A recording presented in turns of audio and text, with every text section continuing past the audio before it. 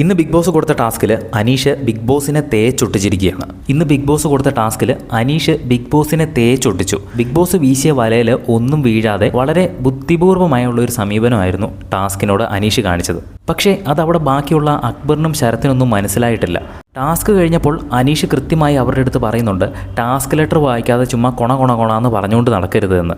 കാരണം ടാസ്ക് ലെറ്ററിൽ കൃത്യമായി പറഞ്ഞിട്ടുണ്ട്, ഇപ്പോൾ മുതൽ സീസൺ അവസാനിക്കുന്നത് വരെ മിണ്ടാതിരിക്കണം എന്നാണ് ടാസ്ക് ലെറ്ററിൽ എഴുതിയിട്ടുള്ളത്. ആ ഒരു ടാസ്ക് എന്താണെങ്കിലും അനീഷിനെ കൊണ്ട് പൂർത്തിയാക്കാൻ സാധിക്കില്ല. കാരണം സീസൺ അവസാനം വരെ ഒരു പ്ലെയറിനെ സംസാരിക്കാതിരിക്കാനൊക്കെ പറ്റുമോ?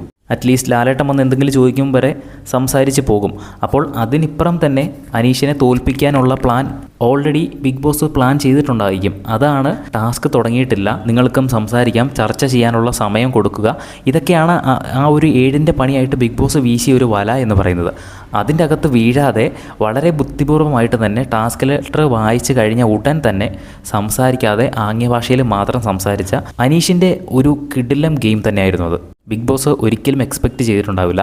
ഒരു പക്ഷേ ആര്യനോ അല്ലെങ്കിൽ ജിസേലോ ആണ് ആ ഒരു ടാസ്ക് ലെറ്റർ വായിച്ചിരുന്നെങ്കിൽ അവർ ഉറപ്പായും തന്നെ അത് കഴിഞ്ഞ് സംസാരിച്ചേനെ. അങ്ങനെ സംസാരിച്ചിരുന്നെങ്കിൽ ഓൾറെഡി നിങ്ങൾ ടാസ്കിൽ ഫെയിലായി എന്ന് ബിഗ് ബോസിൻ്റെ ഒരു അനൗൺസ്മെൻറ്റ് വന്നേനെ.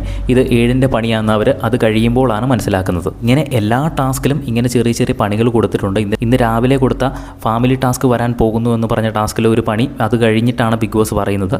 പിന്നെ ആ ജ്യൂസിൽ എന്തോ ഒരു പണി ഉണ്ടായിരുന്നു എന്നാണ് ഞാൻ മനസ്സിലാക്കുന്നത്. പക്ഷേ അത് ടാസ്ക് മുന്നോട്ട് പോകാത്തത് കൊണ്ട് അത് കാണാൻ പറ്റിയില്ല.